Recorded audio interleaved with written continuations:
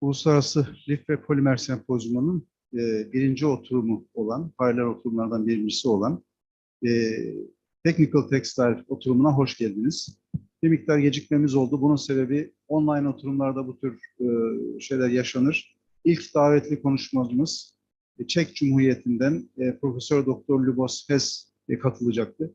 Henüz bağlanamadı. O yüzden onu beklerken ben bir sonraki sunum olan sponsor sunumuna geçiyorum. Bu sponsor firma Artekya firması aslında bizim laboratuvarımızın, bizim öğrencilerimizin oluşturduğu bir spin-off firması. Gerçekten geliştirdikleri yüzey kaplama teknolojisiyle, yüzey kaplama malzemeleriyle çığır açıcı işler yaptılar. Büyük bir başarıya imza attılar. Büyümeye devam ediyorlar. Ben kendilerini tebrik ediyorum.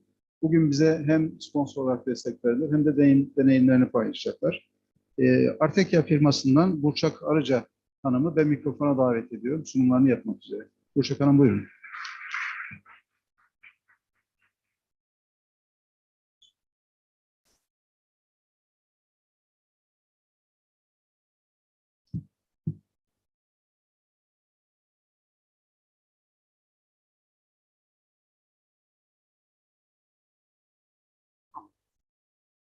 Herkese merhaba, Burçak Arıca ben. Artekya Teknoloji ailesinde yaklaşık 1,5 senedir endüstriyel satış yöneticisi olarak görev yapmaktayım. Kökenim Ar-Ge, yüksek kimya mühendisiyim. 2008 yılından beri nanoteknolojik fonksiyonel yüzey kaplamaları alanında çalışmaktayım. Size çok kısa firmamızdan bahsetmek istiyorum.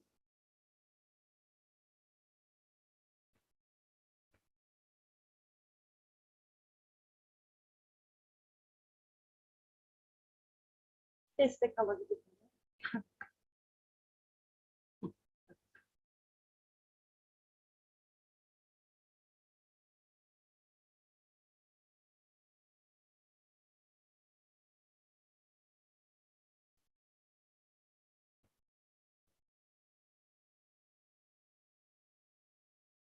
Tamam. Firmamızdan size çok kısa bahsedeyim. Az önce de söylendiği gibi kurucu ortaklarımızın üçü de İTÜ Üniversitesi'nden mezun oldular.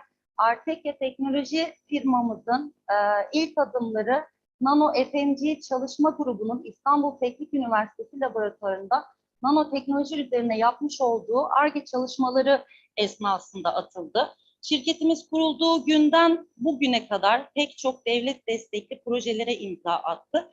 Ve bu projelerde son derece başarılı, ticari, fonksiyonel ve yenilikçi ürünler ortaya çıkardık.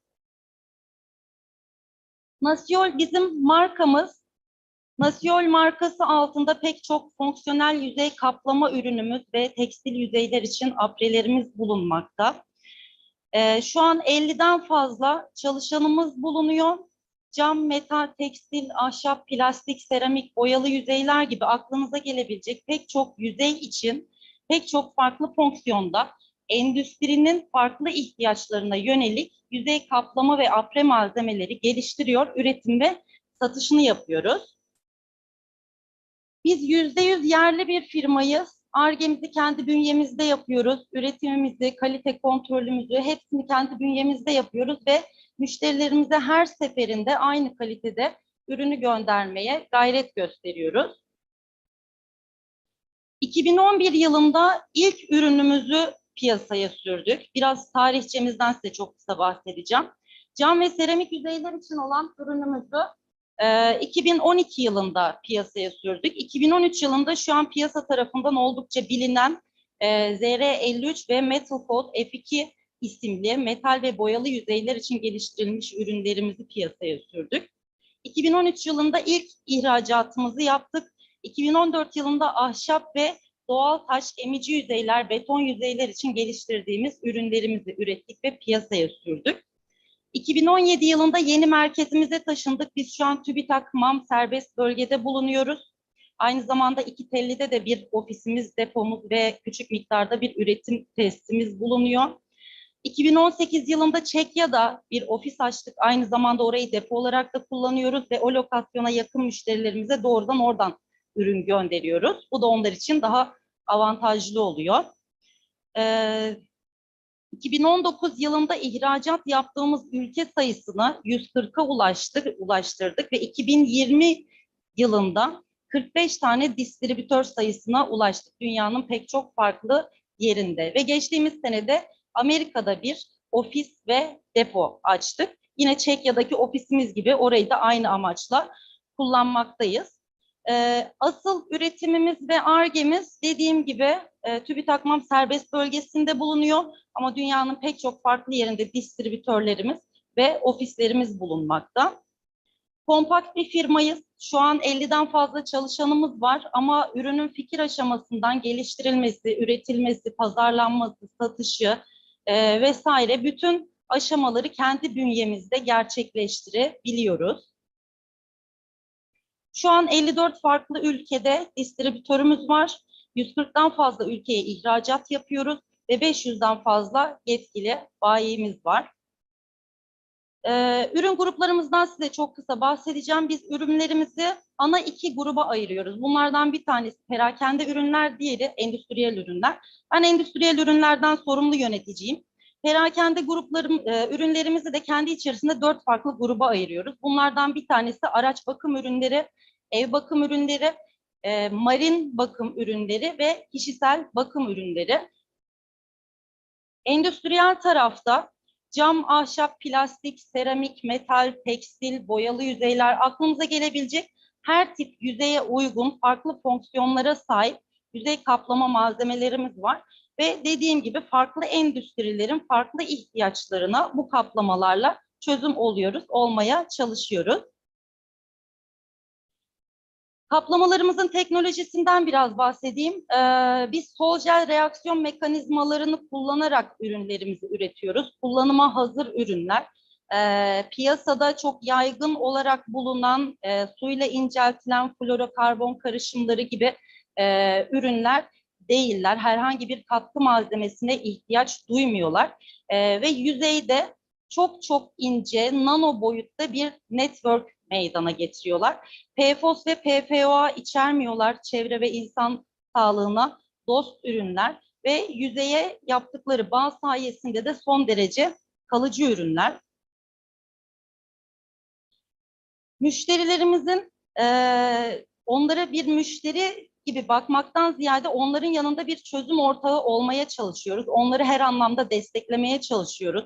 Bu ürün eğitimi olabiliyor, pazarlama desteği olabiliyor, teknik destek olabiliyor, yaşadığı problemlerde destek vermek olabiliyor. Onlar için yeni ürünler geliştirebiliyoruz veya mevcut olan ürünlerimizi onlar için modifiye ederek onlar için daha uygun hale getirebiliyoruz.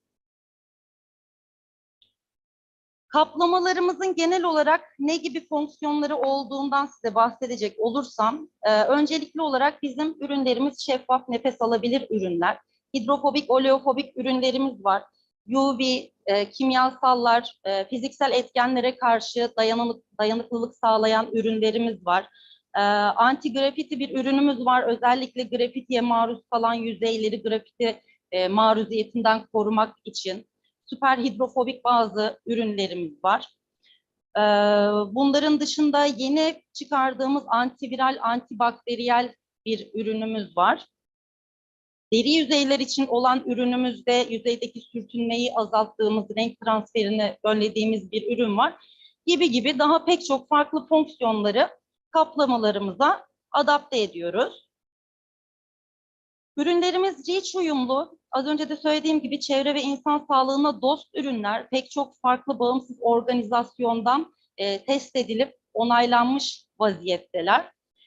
Ürünlerimizi bazı müşterilerimiz, endüstriyel müşterilerimiz proseslerini iyileştirmek için kullanmakta ya da bazı müşterilerimiz üretmiş oldukları ürünlere farklı bir fonksiyon katarak, onlara bir katma değer katarak onların değerini yükseltmek için kullanıyorlar. Bu sayede de temizlik, yenileme gibi özel şeyler, gereksinimler ortadan kalkabiliyor ya da antiviral ürünümüzle yüzeyi sürekli dezenfeksiyon yapmanıza gerek kalmıyor. Bu sayede de zaman, para, enerji, kimyasal gibi pek çok şeyden tasarruf sağlayabiliyorsunuz.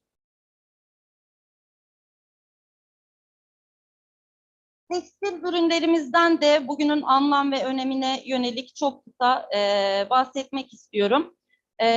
Bitmiş ve bitmemiş ürünlere, elyaflara, ipliklere, tekstil yüzeylere, halı yüzeylere, aklınıza gelebilecek bütün tekstil yüzeylere uygulama yapılabiliyor. Ürünlerimiz ortam koşullarında da kürlenebiliyor veya ihtiyaca göre ısı uygulaması ile de hızlı bir şekilde uygulanmış yüzeyin kürlenmesini sağlayabiliyorsunuz. Sprey metoduyla uygulayabilirsiniz, fular metoduyla uygulayabilirsiniz. Bu tamamen kullanıcının isteğine kalmış durumda. Dediğim gibi kullanıma hazır ürünler herhangi bir katkı maddesine ihtiyaç duymuyorlar. Nefes alabilir ürünler orijinal tuşe ve görünümü koruyorlar.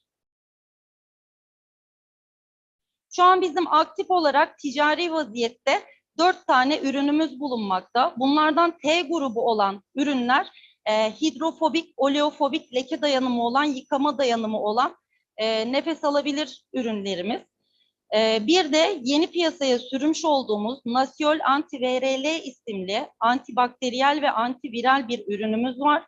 Bu ürün sadece tekstil yüzeylere değil, aynı zamanda sert yüzeylere de uygulanabiliyor ve COVID'e karşı da test edildi. %99.9 başarı sergiliyor.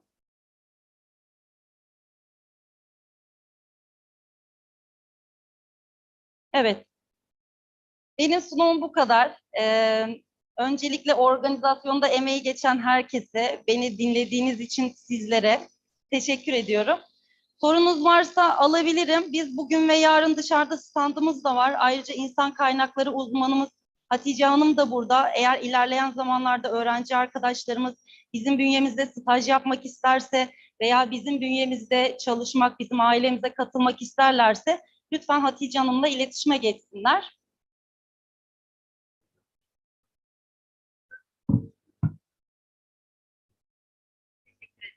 Uçak Hanım'a çok teşekkür ediyorum. Artekya dediğimiz gibi bizim laboratuvarımızın bir spin-off firması. Gerçekten gurur duyduğumuz bir firma. Teşekkür ediyoruz, başarılar diliyoruz. Kutunuza takdim edin. Çok teşekkür ediyorum. Evet, değerli arkadaşlar, bugünkü ikinci sunum bir bildirimiz. Hemen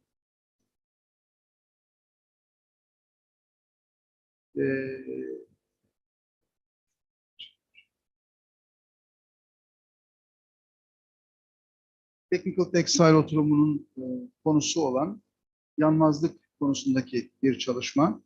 The Effect of Phosphorus-Based, arkadaşlar özgeçmişte yansıtacaklar ama evet.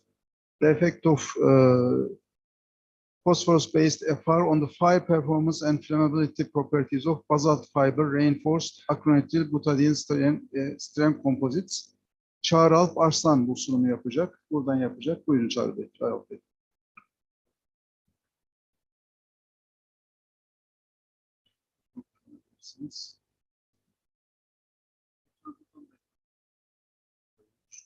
Buyurun.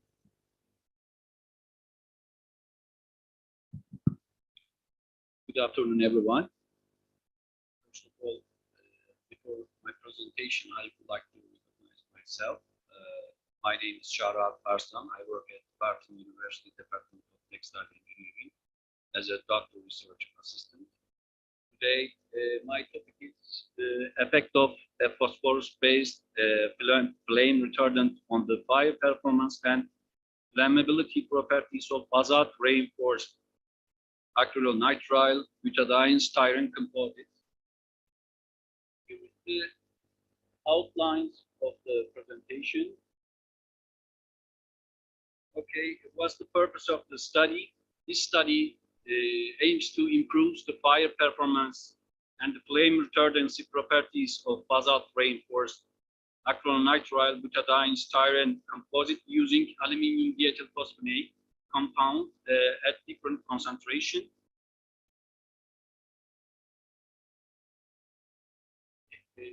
ABS and basalt fibers used in the study. First of all, to start with, I would like to give information about ABS matrix and basalt fiber. As you can see, the basalt fiber is a low-cost material and it has good toughness and processable material, and it has high chemical resistance, especially attractive from the electrical to automotive industry. But it is easy. It is easy flammable material. On the other hand, basalt fiber is an inorganic fiber, and it has non-combustible characteristics, and it presents high fire performance, and also alkaline resistance, heat and sound insulation, and high tenacity. In the literature, the phosphorus-based compounds are most commonly used halogen-free FR compounds chemical in the ABS, including aluminum hypophosphate, aluminum diethyl phosphonate, ammonium polyphosphate, red phosphorus, diphenyl phosphate, dopo derivatives, aryl phosphate compounds, and phosphorus nitrogen containing phenol formaldehyde, and so on. In our previous study, an amino-based silan-modified basalt fibers is compounded with the ABS matrix, and the mechanical performance of the composites is analyzed. But in this current study, aluminum diethyl phosphonate compound at different concentrations is used to improve the FR properties of the modified chopped basalt fiber reinforced ABS composites. The novel part of this study is to be first study that is investigated the FR properties of basalt reinforced ABS composites containing LP compound. Next, we come to experimental section. Here is the materials used in the study.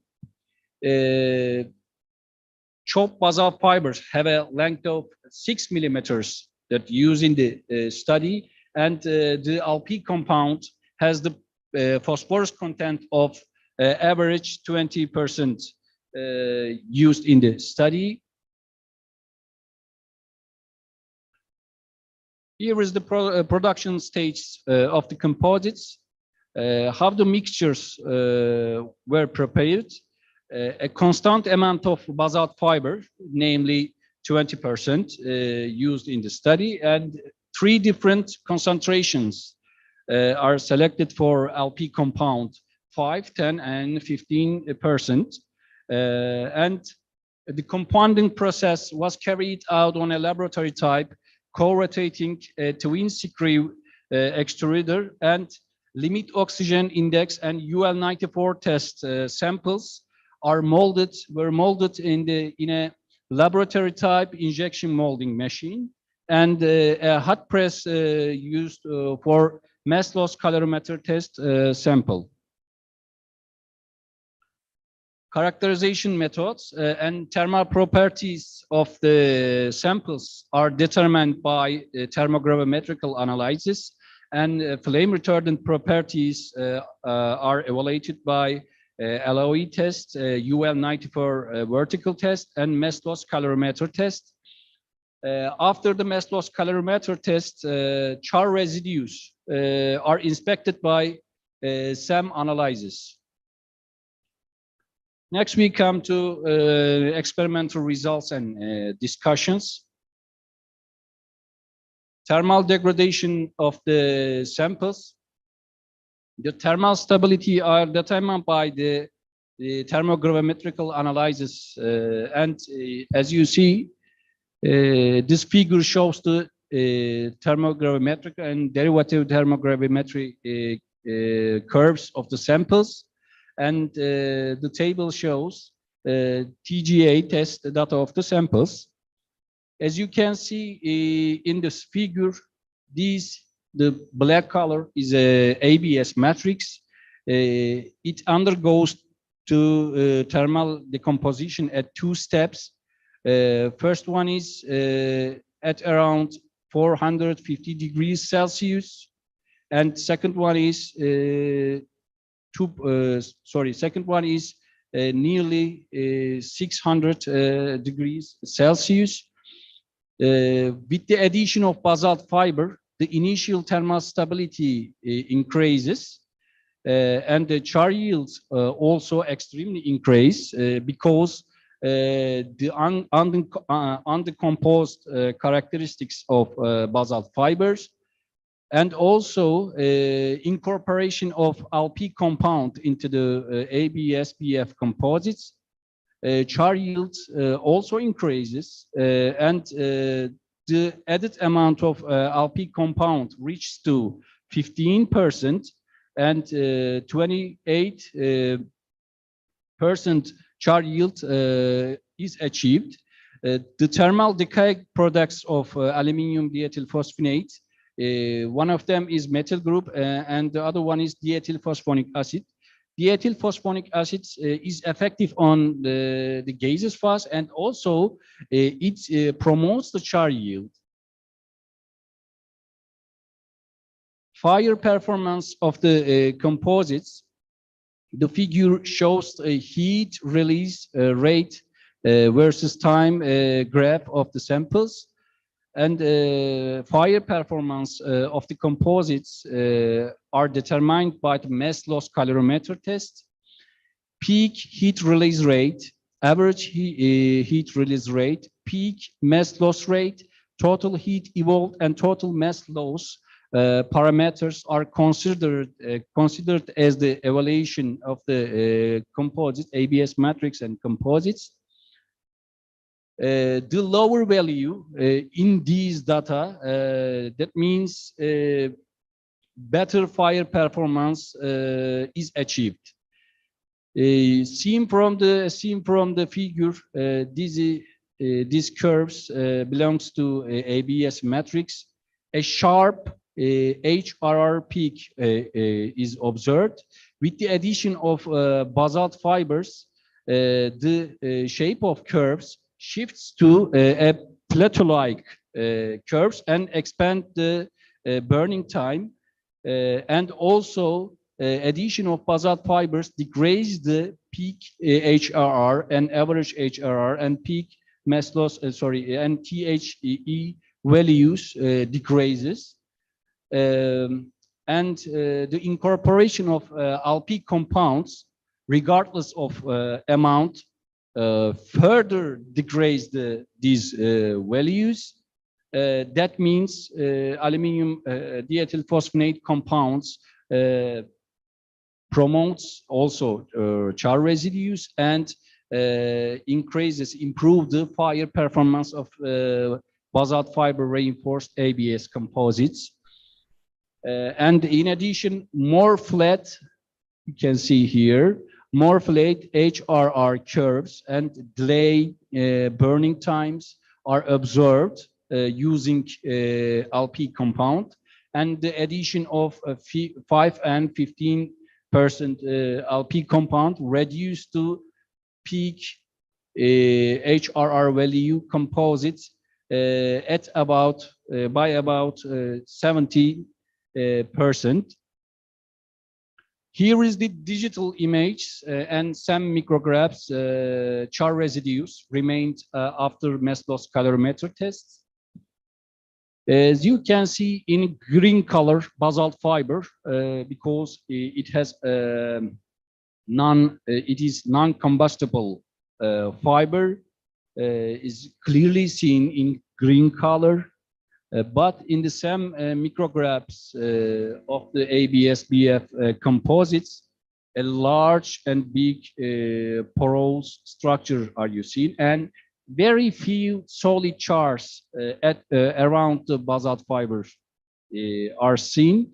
But the addition of LP compounds, with the addition of LP compounds, a thinner and creeps char layer are observed in the composites. Also, it has some porous structure, but the number of porous structures decreases as the added amount of LP increases. From 5 to 15% of LP compounds, and no obvious gap are seen in these samples. That means these structures has a barrier effect against combustible gases and oxygen penetration into the burning polymer. And the flammability properties are evaluated by the LOE tests and UL94 vertical tests. You can see in the table LOE values and UL94 vertical test ratings. ABS matrix has a LOE value of 18.5%. With the addition of basalt fiber, slightly decrease is observed in the value of composites because the basalt fiber has the candle wick effect, which causes to increase in flammability of polymeric matrix in the combustion process. In the literature, similar behavior also is observed with basalt fiber and glass fiber in different matrix systems. And the meaningful improvement on the flammability properties of basalt reinforced ABS composites is obtained with the 15% by weight concentration of Alp compounds. As you can see here, it reaches to 31.4% of LOE, and also UL94 ratings are considered. ABS matrix burns the clamp, that means it's failed. And addition of basalt fiber doesn't change the UL94 ratings, but the added amount of Alp compounds reached to 15%. V1 rating, UL94 rating is achieved. I must say now, V0, the best UL94 rating. That means self-extinguishing.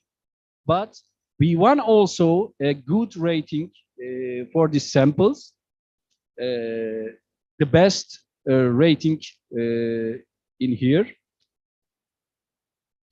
And to summarize when we summarize the test results, the incorporation of Alp compound into the composites structure causes promotion in the char yield. The addition of basalt fiber enhances the fire performance of ABS matrix via barrier effects against the combustible gases and oxygen penetration. The addition of 5 and 15% by weight Alp compounds reduce the peak heat release rate value of composites by about 17%. The best UL94 rating is achieved with V1, and the best LOE value is achieved with 31.4%, with the addition of 15% Alp compound. The last part of my presentation is suggestions for future work.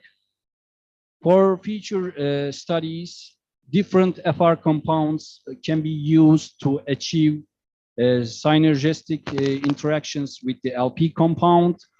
In addition, the effect of Alp compound on fire performance and fire properties of different fiber reinforced polymer composites or polymer blends may be studied.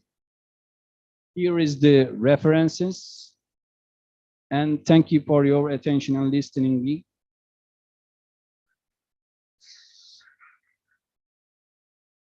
Thank you, Çağrıalp. Is there any question from the floor?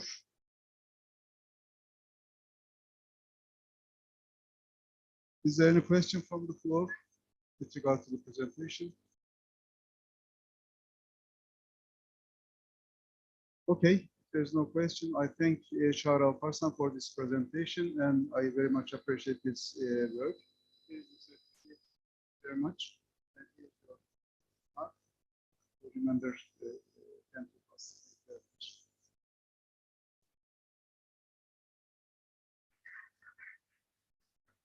Evet değerli arkadaşlar, our invited speaker is online. Lubos Hess, Professor Lubos Hess. Lubos, are you there? Lubos? I am here. Yes, you are there. Thank you. You are welcome, and I appreciate your presentation, your presence at 10th Ulpas. We are great friends with Lubos. He is from Czech Republic or from the textile engineering department. And we are going to listen Lubos on the subject of his comfort studies, new method of determination of evaporative resistance of clothing from its thermal resistance measured on dry thermal manikin. Lubos, we are listening to you.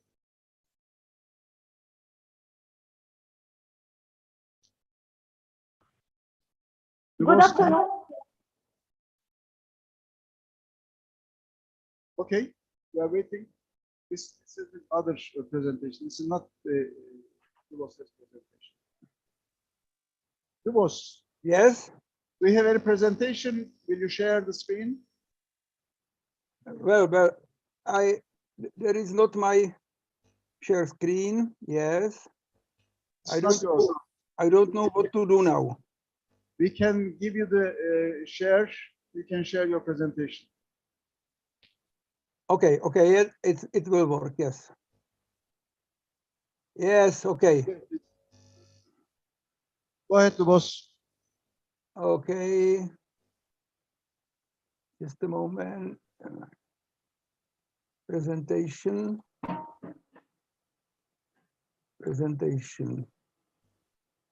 Online presentation. Can you switch your slides?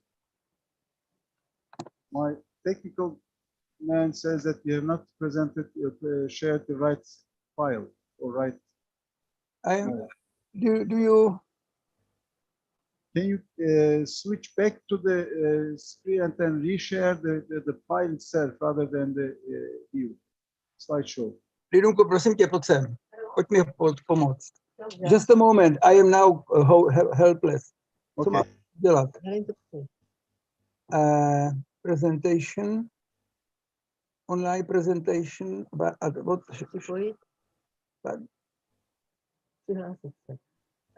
don't know. That is something different. Stop the share and then reshare. We will stop your share. Now you share again. I will share again. Yes, and that is my share. Do you see me? Not yet. It is coming up. But it is the same one. Screen sharing. You can make it full screen. Now it is okay. Yeah. Is it okay now? But the third one you have to choose. Can you see my pictures? Okay, that's good enough. We can live with it. Again, is it working now, please? Okay, that's good. Very good, very good. Oh, can Go I ahead. start? Please. Okay, I'm starting. Yes, please. Thank you. Okay. Dear organizers, I am very happy that you have offered me the opportunity to participate on your traditional conference.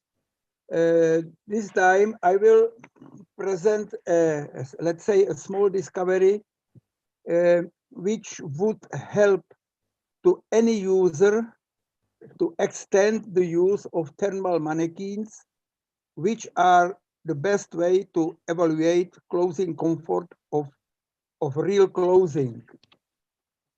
This work is a PhD work of my student, Mr. Funk, and I am his supervisor. Well, thermal mannequins, as you know, are bodies made of plastics, wires, thermometers, heaters, and so on which we can measure thermal and evaporation resistance of full clothing.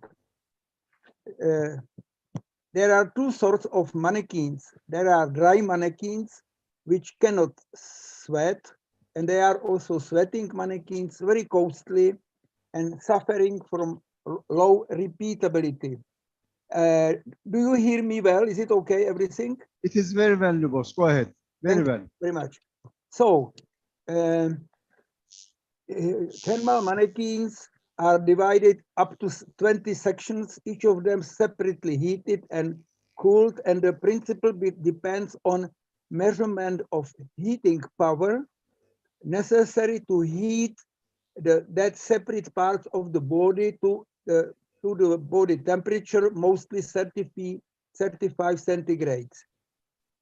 And the principle consists of measurement of thermal resistance of boundary layer. It means naked mannequin is measured, and the total heating power or heating power of separate parts is measured. Then mannequin is dressed, and again power necessary for keeping the body temperature at the pre-chosen temperature is measured again. Difference between these two levels of power present the effect of thermal insulation.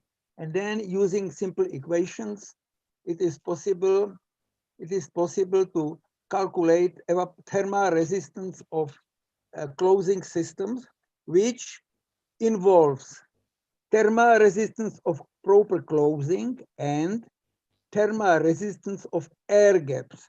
Air gaps present up to 70% of total thermal resistance. Therefore, knowledge of the average air gap is extremely important. Well, the problem is that when using sweating mannequin, moisture penetrating from the pores gets distributed non-uniformly along the whole body, and as you or everybody know, as we know, that moisture will irregularly reduce thermal resistance and reduce also water vapor permeability accidentally in uncontrolled way. Therefore, measurement of thermal resistance on dry mannequins is quite well reproducible with variation coefficient better than 10%, whereas measurement of evaporation resistance, mostly at isothermal conditions on sweating mannequins, suffers from very low reproducibility. Moreover, sweating mannequins are very costly, up to 3 times costly than dry mannequins. It means $300,000 is maybe the price of the advanced sweating mannequin, computer-controlled mannequin, and so. However, most of the laboratories in the world still uses dry mannequins because they are cheaper, easy operable, and they offer very good reproducibility.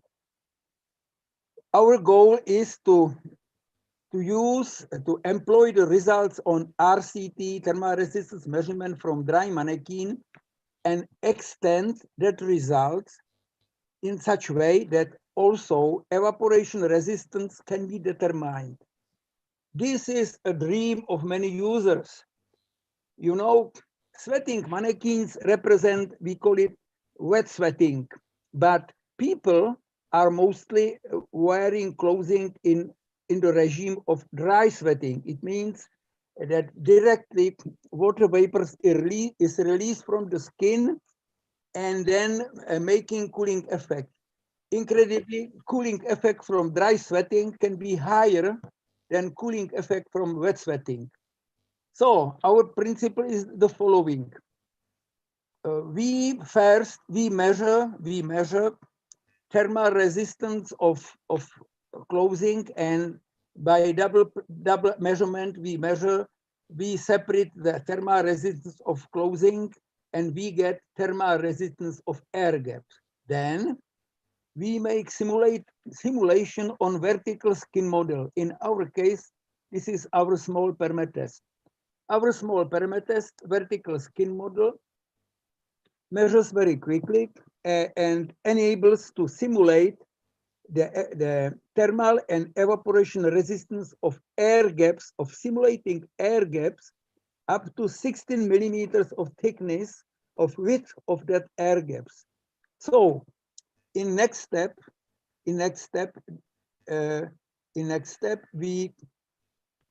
there are some equations.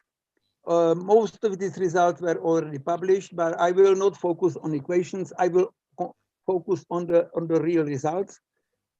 In the perma test, we measure thermal resistance of air gaps extending from 4 millimeters up to 16 millimeters, and then using same air gaps, we measure evaporation resistance of air gaps, again extending from 4 to 16 millimeters. Well, and of course, we cannot measure directly air gaps. We measure by means of 7 different fabrics, different porosity, different composition, and so on. Then we deduce thermal and evaporation resistances of these fabrics, and we get evaporation and thermal resistance of that air gaps. What is important? We discovered that up to 12 millimeters, heat and moisture transfer in these gaps is purely conduction and diffusion based. There is no, up to 12 millimeters gap, there is no free convection in the gaps. And as results from previous studies of Mr. Funk, the average gap in closing systems is about 10 millimeters. So speaking about average gaps. So when we can employ our principle to most of the closing as again confirming the average thickness is about 10 millimeters. As long as there is pure heat transfer by conduction and moisture transfer by diffusion, then we can make correlation measurement between thermal resistance on skin model temperature, where driving force is 10 degrees Celsius, and mass transfer in our simulated, in perma-test, in our simulated air gaps, where driving force is based on difference of partial pressures. And we found that really mostly there is quite a nice pure conduction in air gaps and some infrared radiation, but that infrared radiation will not influence the starting of free convection. Second, as long as we simulate real conditions in mannequins and real conditions and same conditions on perma-test, we can include heat transfer by radiation in our calculations, and we got same conditions of the research. Therefore, we, after having measured so many fabrics, we develop conditions. This is the way how we simulated the air gaps. We received correlation equations which correlate evaporation resistance with the fabric with the air gap thickness. Second, we correlate water vapor resistance. First, thermal resistance is function of air gap. Second, evaporation resistance is functions of air gaps. And we did all that for horizontally oriented skin model and also for vertically oriented skin model. The advantage of our perma-test is that we can easily measure, we can easily simulate vertical position of our air gaps, vertical position. We found that differences between vertical and horizontal orientation of our skin model brings the differences lower than 15%. Therefore, simulation by vertical skin model would involve air gaps in real closing sufficiently, where only small part corresponds to horizontal air gaps, where most of the air gaps are vertical. And then for all these results, we made algebraic equations. There is some statistics, there is a lot of statistics in our study.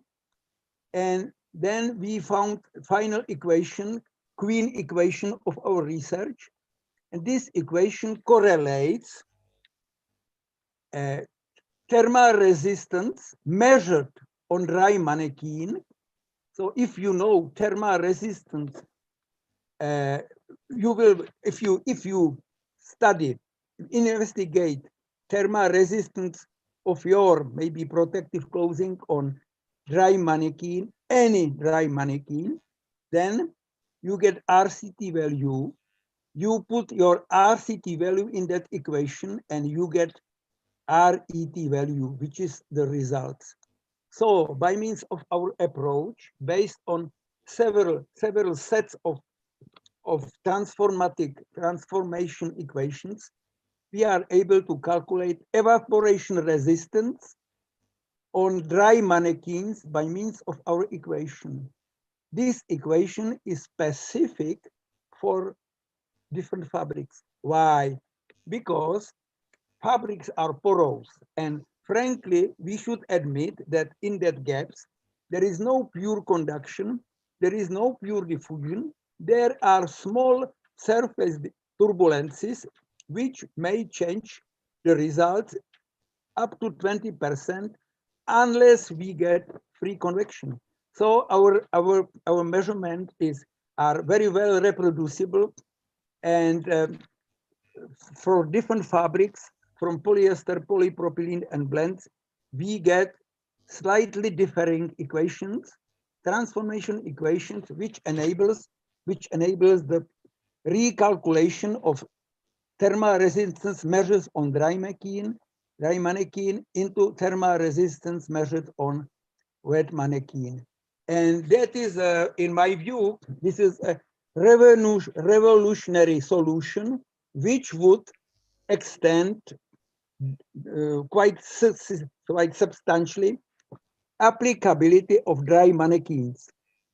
Well, now we are continuing. We will measure, we will make transformation equations for other fabrics also, and we are ready to cooperate.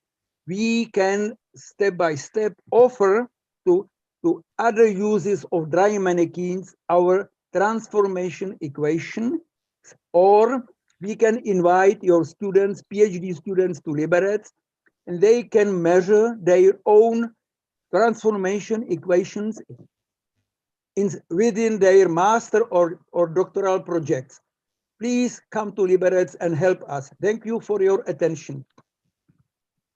Lubos, thank you very much for this inspiring presentation. Do you see me? I'm seeing you. Yes, thank you. Lubos, I very much appreciate your presentation. I understand that you have done another revolution. I have got a small question that before presenting your present. Have you ever validated your results with the sweating Manikin?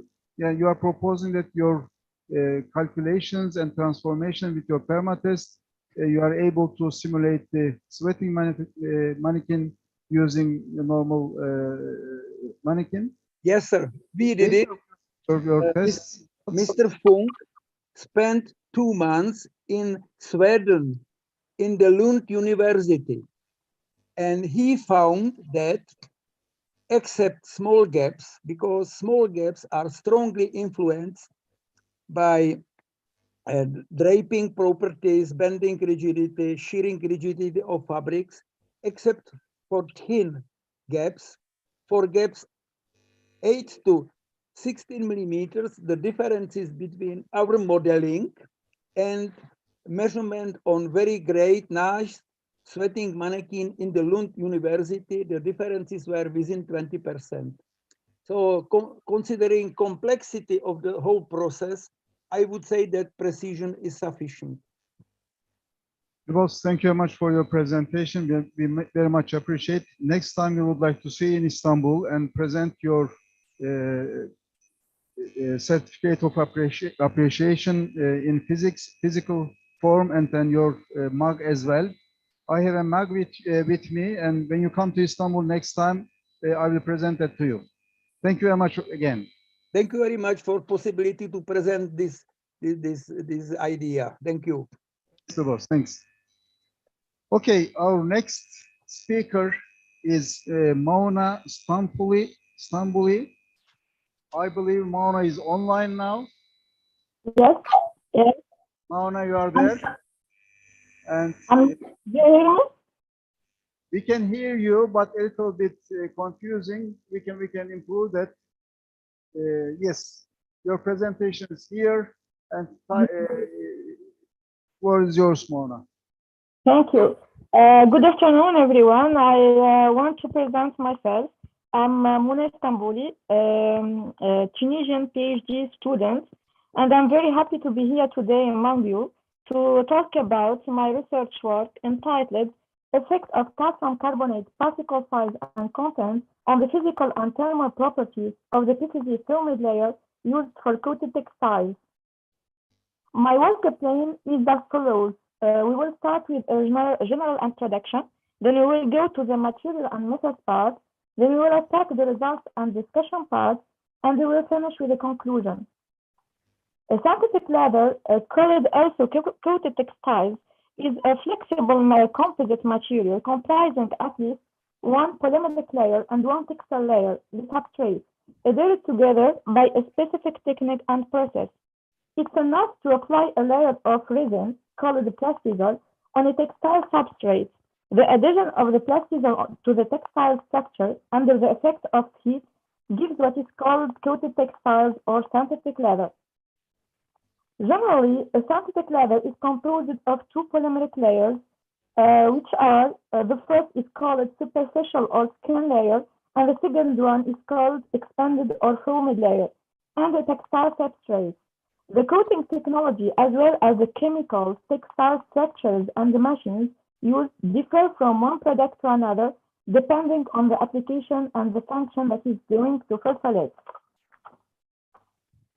There are several articles that, depending on the substance application, we are going to be interested only on the easiest article to make, which is the furnishing article. The recipe of the superficial layer is composed of PVC resin, fillers, stabilizers, and plasticizers. The recipe of the foamed layer is composed of PVC resin, fillers, plasticizers, stabilizers, and blowing agents. We will emphasize the use of calcium carbonate as fillers in the formula of the foamed layer.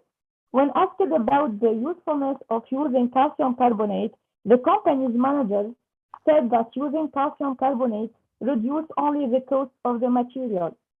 On the other hand, the use of calcium carbonate for PVC has been developed by several researchers. CSO3 can increase the stiffness and strength of the PVC finished product, can improve its mechanical properties, and can protect also the PVC from the PVC product from thermal degradation. For our studies, we used extremely fine natural calcium carbonate made from marble of exceptional whiteness, with two different diameters, 1.8 micrometer and 0.9 micrometer. We changed the amount of CSO3 in the recipe of the expanded layer from 0 pHr to 125 pHr. Figure 1 shows the few spectra of the pure PVC resin, the calcium carbonate with various particle sizes, and the PVC internal layer before and after adding CaC3 with different particle sizes. The notable difference is the presence of a very thin and sharp peak in the reinforced samples with a wave number of around 887 centimeters, which can be attributed to the CO elongation mode of the carbonate groups as mentioned in Figure B of the Figure 1. Figure 2 shows the impact of calcium carbonate particle size and level on the PVC foamed layer density. The incorporation of CaC3 resulted in a minor decrease in the density of the foamed layer, This behavior is mostly related to the increase in the nucleation centers and cell numbers as a result of the increase of the composite gases by adding CaCO3. As shown in the figure 2, the most significant effect of calcium carbonate on the density drop of solid layer was observed when using small particle size. It's mainly related to the increase of nucleation sites when using smaller particle sizes, as shown in figure 3. Actually, the liberation of the decomposing gases is improved when smaller filler particles are used, resulting in more nucleation sites for bubble development and an increase in the cell's number. Figure 4 shows the water absorption capacities of PVC film layer with varying CaCO3 content and particle size. The results shown in figure 4 indicate that unfilled film layers exhibit good water uptake. They have 46% water uptake capacity because they have pores on the surface caused by the presence of gaseous cells produced by the decomposition of blowing agents in the mud, and water enters into the spores as proven in figure 5. By adding CaCO3 content, the water uptake capability increased, and the higher value was detected when using 125 pHr of calcium carbonate. Overall pore volume and number may be a factor in this case. The pore volume of the PVC film layer filled with high CaCO3 content was higher than that of the PVC film layer without or with low CaCO3 content. Due to the internal knitting energy between the bubbles and the weaker bubble bands, there is a greater chance of cell collapse. Then the combination of two or even more cells can produce one giant cell that can absorb much more water easily. Cell collapse are evident in part B of the figure 6, and large cells are clearly apparent in part C of the figure 6. Figure 4 confirms that PVC film layer filled with a large particle size has much better water absorption capabilities than PVC samples filled with a small particle size. This is due to the overall pore volume of the samples being filled with a large particle size. These results were proven by the SEM images shown in the figure 7. Indeed, CaCO3 with a small particle size seem to have a smaller average cell diameter compared to CaCO3 with a large particle size, because they can create more nucleation sites for bubble formation, which results in smaller cell diameter. Figure 8 shows the DSC curves of the pure PVC film layer and the PVC film layer filled with 15 pHr, prepared with two different particle sizes. It's clear that by adding CaCO3, the fusion point of the pure PVC film layer was raised to a higher temperature. It can be concluded that calcium carbonate improves the thermal stability of the PVC film layer. Several authors confirmed their findings and attributed them to the CaCO3's healthier scavenger action during PVC thermal decomposition. It has also been demonstrated that thermal stability is improved when using small particle sizes of CaCO3, as shown in the figure 8, due to the larger surface area. Calcium carbonate particles with larger surface areas have absorbed the healthier gas released during the PVC decomposition more successfully. Figure 9 shows the TGI curves of the pure PVC film layer and film layer filled with 15 pHr with different particle sizes, and the figure 10 shows the DTG curves. From TGA and DTG curves illustrated in figure 9 and 10, the thermal degradation of pure PVC and PVC filled with CaCO3 film layers happens in two main stages, and two substantial weight losses can be seen. A minor delay in the two altered decomposition temperatures was noticed and increased with the use of a small CaCO3 particle size. Moreover, the weight loss of the PVC filled with 15 pHr of carbonate calcium foaming layer was lower than the pure PVC foaming layer, and the internal layer filled with small particles typically has the lowest weight loss among the other samples used in this study. We can conclude that the incorporation of calcium carbonate can ameliorate the thermal stability of the PVC foaming layer used for PVC synthetic leather, and using small particles increase the enhancement of the thermal stability. As a result of the TGA and DTG analyzers were in good agreement with the DSC data. Finally, the density of the samples reinforced with calcium carbonate decreased, and the most significant effect on foam density drop was observed when using a small particle size, which is due to the increase of gaseous cells number and the amount of nucleation sites when using small particle size. The water uptake capacity was increased by adding CaCO3 levels. At higher calcium carbonate content, the surface number of both nucleation centers and the composite gas causes cell collapses and leads to the creation of larger cells, which in turn can absorb much more water. The most crucial effect on the water uptake potential was attributed to the large particle size, which causes larger cells that can absorb a greater amount of water. Adding CaCO3 can ameliorate the thermal stability of the PVC foaming layer. Therefore, the melting point and the onset decomposition temperatures of the filled foaming layer increase compared with the unfilled one. Many authors attributed these findings to the calcium carbonate's superior ability to trap HCl gas produced during the PVC decomposition. Moreover, we observed that the most important positive impact on the thermal stability was detected when using smaller particle size, which has contributed to its larger surface area that can help to consume much more HCl gases, according to several research. Thank you for your attention.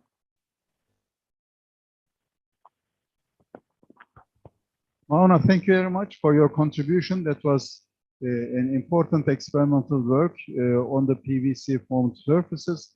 I understand that you are trying to reduce the flammability of the PVC coating, and you have found some valuable results. Is there any question from the floor to Mouna? Okay, Mouna, thank you very much for your contribution. Thank you very much. And thank you for this opportunity.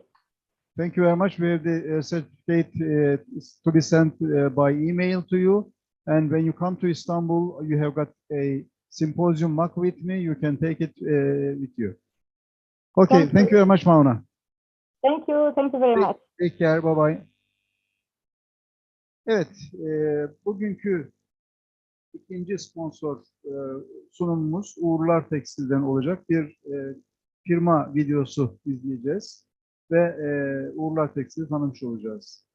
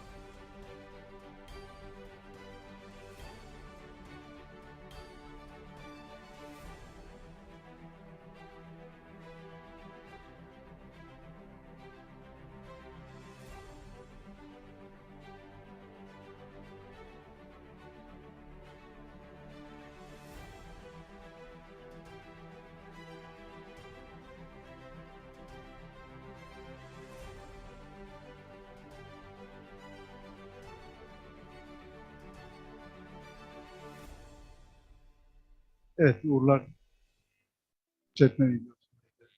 Uğurlar Tekstil'e katkılarından dolayı teşekkür ederim. Our next presentation will be on production of gelatin fibrous mats with different nanofiber production methods for medical applications and comparison of their properties. Zeynep, Yağmur, Baydemir. Buyurun.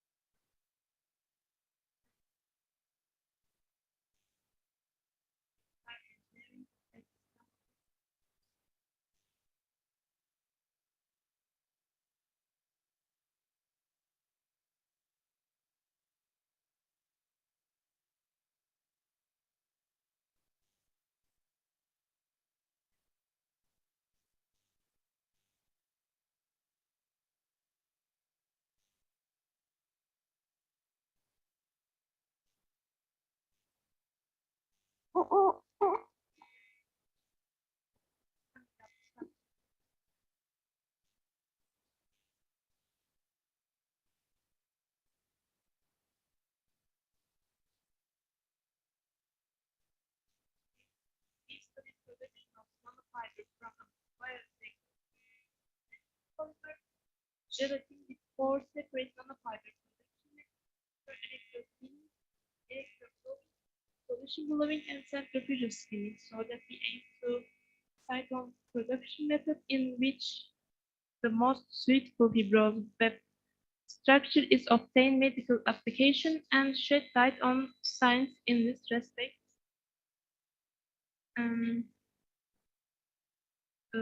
If I need to talk briefly about nanofiber, as you know, they are smaller than 1000 nanometer in diameter, and they form useful material for us in many textile fields, thanks to their large surface and porous structure. Natural polymers are generally preferred in the medical field because they are biocompatible, such as cellulose, gelatin, and collagen, and they are widely used, especially in wound dressing area.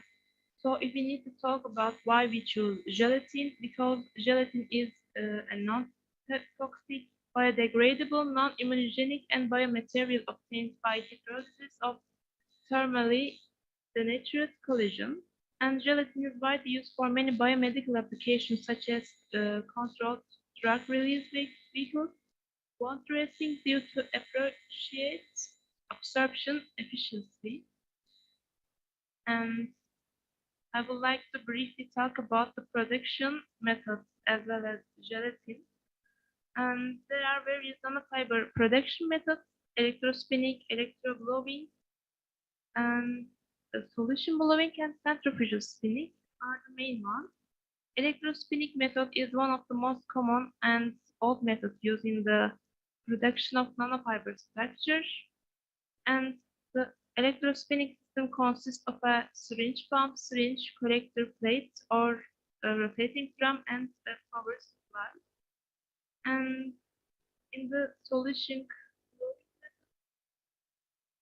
fiber formation takes takes place with compressed air, the solvent in solution is quickly removed by heating the polymer solution. Feed to nozzle tip with the high pressure air and elongate solution that is collected on a vacuum collection in the form of fibers. With this method, it is possible to produce nanosite fiber without the use high voltage electric field. And in the electroblowing method, nanofiber are formed by effects of compressed air and electric field. In this method, while the solution feed to nozzle tip is brought fiber from the high pressure air, the solution that cannot be unstable during production and cannot change the fiber form is charged with electricity by power supply connected to nozzle tip, and it is transferred to fiber form. And in the centrifugal spinning method is actually an old production method. In this system, the fiber are formed by centrifugal force, and viscoelastic solution fed into spinning nozzle or plate overcomes surface tension and the move away from the nozzle by rapid rotation. The evaporation of the solvent, the resulting solution that is collected on the collector in the form of fibers. This system is more reliable compared to other nanofiber production systems, especially the ES method. And if we talk about our work, first of all, I would like to tell you how we did experiments and production. 10 weight percent and 12.5% weight prepared gelatin solution at solution concentration, and 22G diameter needle was used in all systems, and we adjust the production amount to consume 10 milliliters of solution in total. The collector rotation speed was 1000 RPM, and aero spinner L1 plus 0.0 nanofiber production machine was used for electrospinning, solution blowing, and electroblowing production. And nanocentrino L1.0 nanofiber production machine was used for centrifugal production. And if I talk about parameters of the production method, the production parameters for the electrospinning: 30 kilovolt electricity and 1 milliliter per hour solution feed rate. For solution blowing, 3 bar air pressure, 5 milliliter per hour solution feed rate. And finally, for centrifugal spinning, 8000 RPM nozzle rotation speed and 30 milliliter per hour solution feed rate used. And we also measured the viscosities of solution before putting them into production. And now I will talk about the test results of samples we produce and their comparison with each other. As you can see, according to the figure, bead formation first, we name samples according to their production and viscosity as ES10, EF10, and CS10. Bead formation in the ES10, EF10, and CS10 fibrous mass, and B class droplets in this CF10 fibrous mass. And it is seen that the ES10 and EF10 fibrous mass are composed of straight fibers. The CF10 fibrous mass also consists of relatively straight fibers, while the CS10 sample consists of aligned but not fibers. The tight fibers were produced by ST, EB, ES, and CS methods, respectively. The fiber diameter distribution range from wide to narrow belongs to CS10, ES10, EF10, and CF10 fibrous mass, respectively. And as seen in the SAM image in figure, the fiber diameter increased almost 2 times in both systems due to increase in the concentration and consequently increase the viscosity. Although needles of the same diameter were used in the production, the fiber produced in the CS system were thicker than fiber produced in the solution blowing system for both concentration. According to SAM image in figure, clearly seen that increasing the concentration causes the formation of more larger droplets in the solution blowing method. Therefore, the SB 12.5 fibrous mass approximately 5 times thinner, approximately 32 times lighter on, and 10 times more permeable compared to SB10. However, unlike SB 12.5 fibrous mass, the CS 12.5 fibrous mass has more drop-free and bead-free fibers. For this reason, fabric weight of the CS 12.5 fibrous mass has decreased slightly compared to CS10, while the fabric and air permeability have increased slightly. When the fabric produced in 4 different production methods with 10% solution concentration were compared according to the table, it was seen that the heaviest and thickest fabric structure was obtained in the SB10 fibrous mass. However, the sample with the least air permeability were the ES10 and EF10 fibrous mass. Since the CS10 fibrous mass thicker in fiber diameter than other samples, the number of fiber per area is less. For this reason, a lighter fabric was obtained, and accordingly, the air permeability was the highest.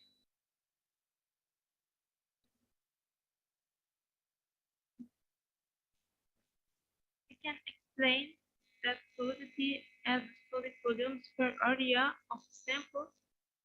According to our solidity test, when figure is examined, it is seen the solidity is lower inversely proportionally in sample with high basic weight. If fabric produced under acrylic condition have high solidity, they are expected to have low air permeability. However, although ES10 and EF10 fibrous mass had lower solidity values than SB10 fibrous mass, their air permeability was also lower. Station is completely related to of electric field. The presence of electric field causes the fibers be arranged more tightly. So, I summarize our experiment and work in general. When using low viscosity gelatin solution, the time fiber production was possible with the SB system, while the straight fiber were produced with the ES and EF method. With the solution blowing and electro blowing methods, more uniform fibers are produced in terms of fiber diameter distribution. This shows that uniform production with air pressure is more possible. The presence of electric field makes the fiber straighter, and electro spinning and electro blowing methods where electric field is used, electric field significantly increase fabric density, and with the increase in solution concentration, more fiber production is realized with the CS method. With the fiber formation was adversely affected in the solution blowing method and more droplets were formed. This indicates that fiber producible viscosity range is quite different, especially with the solution blowing and provision spinning. And actually, we conducted investigation. So our major objective is to make a wound dressing that can be used in the medical field. Using gelatin nanofiber, we have found the optimal method for this main purpose and determine which method we will use in the rest of our study. And thank you for your attention. Zeynep, thank you very much. That was also another interesting work. I very much appreciate your courage present experimental work here in front of some international participation. I very much appreciate and present your appreciation and your presence. Thank you very much, Yağmur. Thank you.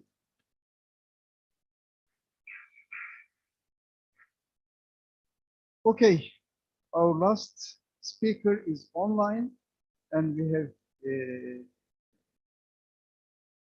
Tuğba Yurdakul online. And Tuğba, do you hear us? Yes. Investigation of the usability of cord weave structures in Auxetic woven fabric design. The Auxetic woven fabrics are some interesting new developments. To listen major research area. Okay, Tuğba, go ahead. Herkese merhaba. Duyuyoruz. Buyurun, devam edin. Tamam, ekranımı paylaşıyorum.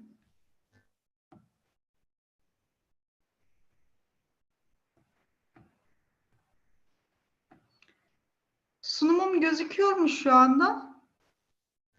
Gözüküyor. Tamamdır. Tekrar herkese merhaba. Bizim konumuz agzotik dokuma kumaş tasarımında kord örgü yapılarının kullanılabilirliğinin araştırılması. Bu çalışma, kord örgü yapılarının agzotik dokuma kumaş tasarımları üzerindeki etkisini araştırılmıştır. Bu amaçla bez ayağı örgü yapısı ile birleştirilmiş kord örgüsü çözgü yönlü kullanılmıştır. Aynı zamanda bu örgü yapıları farklı atkı iplik kalınlıkları ile dokunmuş ve iplik kalınlıklarının etkileri de değerlendirilmiştir. Bu çalışmadaki amacımız kord örgü yapıları dayanıklı bir kumaş yapısı oluşturulduğunda döşemelik, dış mekan ve teknik tekstil alanlarında tercih edilebilmektedir. Bu çalışmada geleneksel ipliklerle dokunan kord dokuma yapılarının olası agzotik performans davranışları değerlendirilmiştir. Negatif poison oranı olan malzemelere agzotik malzemeler denir. Poison oranı diğer bir deyişle esneklik katsayısı bir malzemeye uygulanan kuvvete dik olarak meydana gelen enine birim şekil değiştirmenin kuvvetin uyguladığı doğrultuda boyuna şekil değiştirmeye negatif oranı olarak tanımlanır.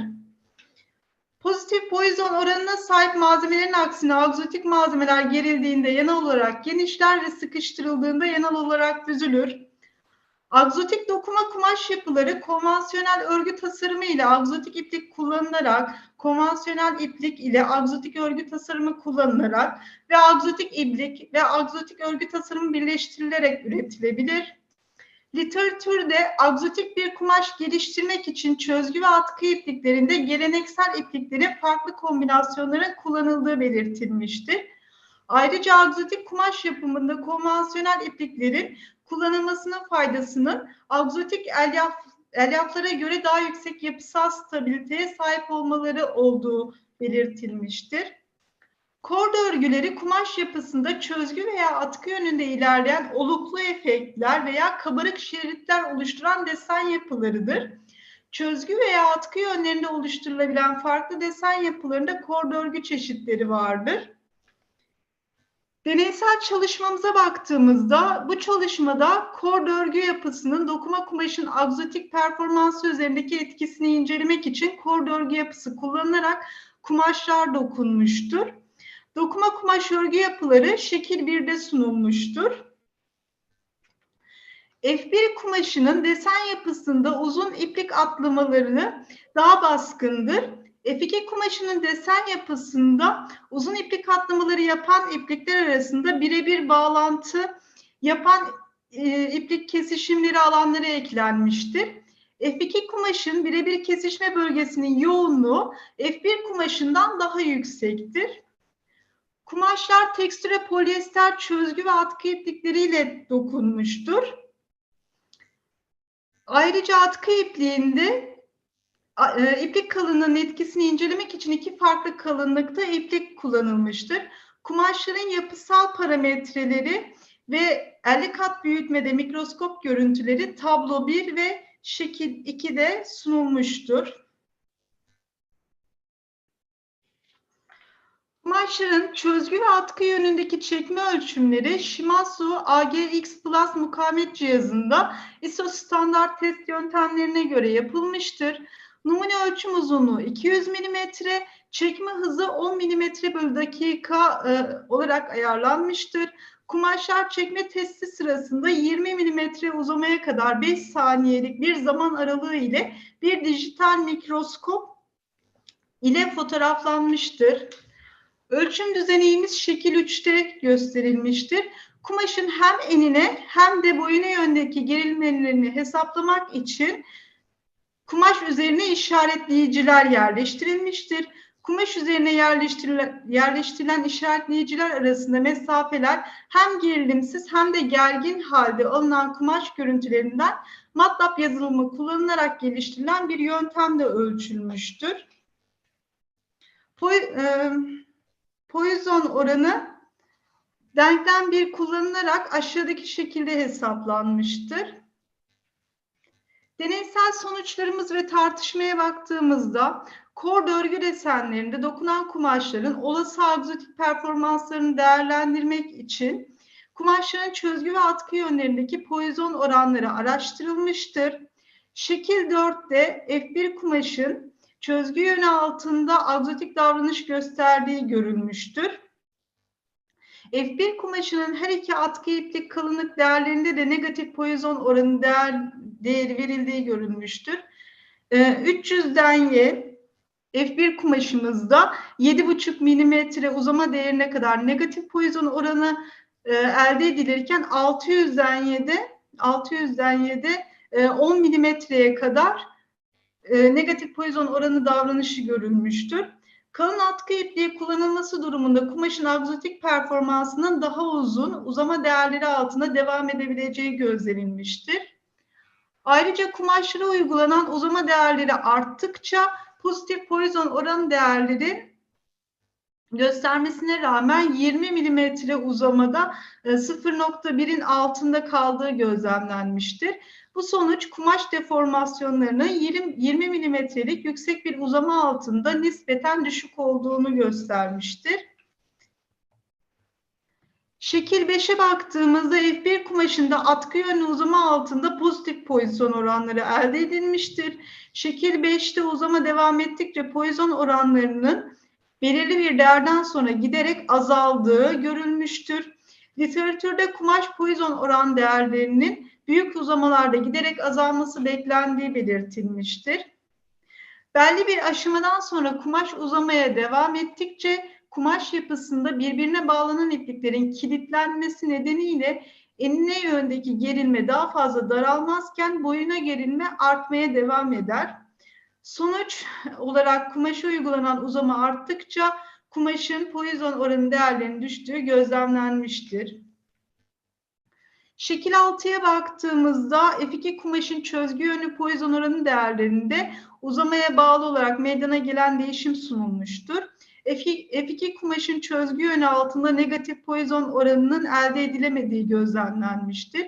Şekil 7'ye baktığımızda atkı yönlü F2 kumaşının atkı yönlü uzama altında pozitif Poisson oranının elde edildiği görülmüştür. F2 kumaşında da hem çözgü hem de atkı yönünde negatif Poisson oranı elde edilememiştir. F2 kumaşında uzun iplik atlama bölgelerinde atkı iplikleri arasında yerleştirilen birebir iplik bağlantı bölgeleri kumaşın enine yönde genişleme etkisini engellediğinden F2 kumaşını oluşturan kort kombine dokuma tasarımının negatif Poisson oranı göstermediği düşünülmüştür. F1 kumaşını oluşturan kord örgü yapısındaki uzun atlama bölgeleri arasında aralarına yerleştirilen birebir kesişme bölgelerinin yoğunluğu daha azdır. Bu durum uzama etkisi altında kumaşın enine yönde bir genişleme etkisi göstererek kumaşın çözgü yönünde negatif Poisson oranı değerinin elde edilmesini sağlamıştır. F1 kumaşında elde edilen negatif Poisson oranı etkisinin kumaş çözgü yönde uzatıldığında uzun iplik atlama bölgelerinde atkı ipliklerinin kumaşın enine yönde bir genişleme etkisi oluşturmasından kaynaklandığı düşünülmüştür. Deneysel çalışma sonucunda çözgü yönü altında kort kombine örgü tasarımlarında negatif Poisson oranının elde edilebileceği görülmüştür. Bu negatif Poisson oranının her iki atkı iplik kalınlık değerlerinde nispeten yüksek uzama değerleri altında devam ettiği gözlemlenmiştir. Sonuç olarak bakarsak bu çalışma kort kombine dokuma yapılarının kumaşların agzotik performansına etkisi incelenmiştir. Deneysel sonuçlar uzun iplik atlamalarının daha baskın olduğu, kort dokuma yapılarından agzotik bir performans elde edebileceğini göstermiştir. Negatif Poisson oranı etkisi çözgü yönünde elde edilmiştir. Kalın atkı ipliği kullanılması durumunda ise kumaşın agzotik performansının daha uzun uzama değerleri altında devam ettiği gözlemlenmiştir. Kord örgü desen tasarımlarında uzun iplik atlama bölgeler arasında yerleştirilen birebir iplik bağlantı bölgelerinin yoğunluğunun kumaşın agzotik davranışını etkilediği görülmüştür. Teşekkür ediyorum. Tuğba Hanım, biz teşekkür ediyoruz bu katkınız için. Benim bir sorum olacak. Böyle bir yapıyı nerede kullanmayı düşünüyorsunuz? Böyle bir objetif yapıyı ne amaçla kullanmayı düşünüyorsunuz? Onu merak ediyorum. Yani teknik tekstilde, tarımda mesela bunlarda gerdiğimizde gözeneklerde açıklık meydana geliyor. Ve teknik tekstilde tarımda kontrollü olarak teknik alanda uygulanabilir diye düşündük. Hani ziraat malzemeleri olarak olabilir diye düşündük sulama alanlarında. Öngörebiliriz bu şekilde. Ya da yüzey alanının genişletilmesi altındaki durumlarda kullanılabilir. O şekilde düşündük. Yani kuvvet uygulayarak gözeneklerin açılmasını dolayısıyla Evet. havalandırmayı sağlamasını hedefliyorsun. Bir uygulamadan olabilir. Evet, ilave sorular varsa onları da alabiliriz Tuğba Hanım'a. Yok, Tuğba Hanım, çok teşekkür ediyoruz katılımınızdan Rica dolayı. ederim. Ben teşekkür ederim. Sertifikamızı yansıtıyoruz. Size de e-mail ile göndereceğiz. 10. Ulpas'a vermiş olduğunuz destek için çok teşekkür ediyoruz. Ben teşekkür ederim. İyi çalışmalar diliyorum. Hoşçakalın. Değerli arkadaşlar, birinci oturumun sonuna geldik. Biraz geciktik belki başlangıçta. Bir program değişikliği de yaşadık. Lubos sesinin geç katılması dolayısıyla ama zamanla bitiriyoruz. Bir aramız var, kahve aramız var. 16.30'da diğer oturumda aynı salonda başlamak üzere. Çok teşekkür ederim katıldığınız için. Görüşmek üzere.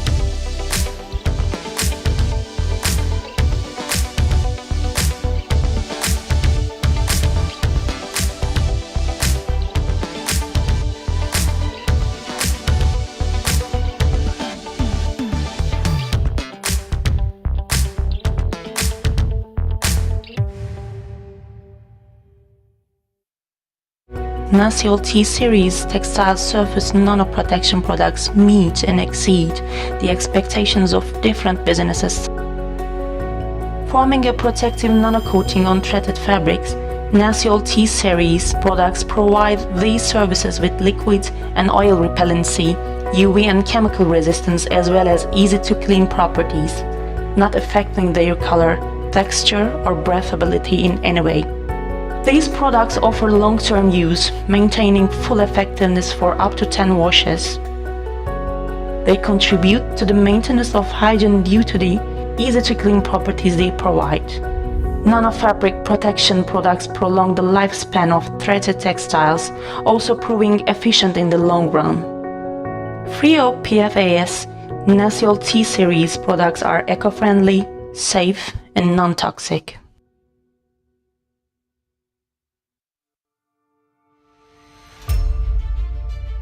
The brand touching lives all around the world with the inspire of unique designs and colors of nature. Aydin Textile. With a deep-rooted nature, more than a half-century beginning with the production of woolen fabrics, Aydin Textile, with the experience it has gained over the years, develops products such as home textiles, decorative carpets, mattress ticking, upholstery, and curtain fabrics as a global brand. It operates in a total area of 236,000 square meters in Kayseri, Sakarya, and Istanbul. Within a year, it serves with its huge production capacity that can surround the equator with fabrics decorated with stylish motifs. While being the choice of the biggest manufacturers in the world, R&D center, design center, and laboratories equipped with high technology perform dozens of innovative projects every year, edits the world trends by the wealth of unique collections, produces more qualified than the world's standards by quality management processes. Thus, it delivers the wealth produced to the whole world with high quality and speed. It exhibits unique products at international fairs, born out of nature's transforming ability, supporting the regulation of magnetic energy in the body, creating the comfort by its hygienic structure, offering trust and elegance together, being indispensable for a peaceful life with the power of grounding, and many other unique fabrics which are produced by Aydin Textile Technology and imparted to in- and outdoor textile sectors. While Aydin Textile undertakes its mission to bring technology together with world trends, it also carries this wealth to the world with its exports to more than 90 countries on 4 continents. With its principle of excellence and the philosophy formed around 4 main concepts adds strength to the brand's originality and innovation-oriented structure. Aydin Textile gives priority to human life and nature for its entire works. It makes its mission sustainable and meaningful by knowing for certain that all the business partners are like-minded about its principle of respect to nature and environment-friendly approach. The principle is also supported by recycling areas in its facilities. Providing long-term solution partnership to all business partners, Aydin Fabric certifies its quality and sustainability with its certificates.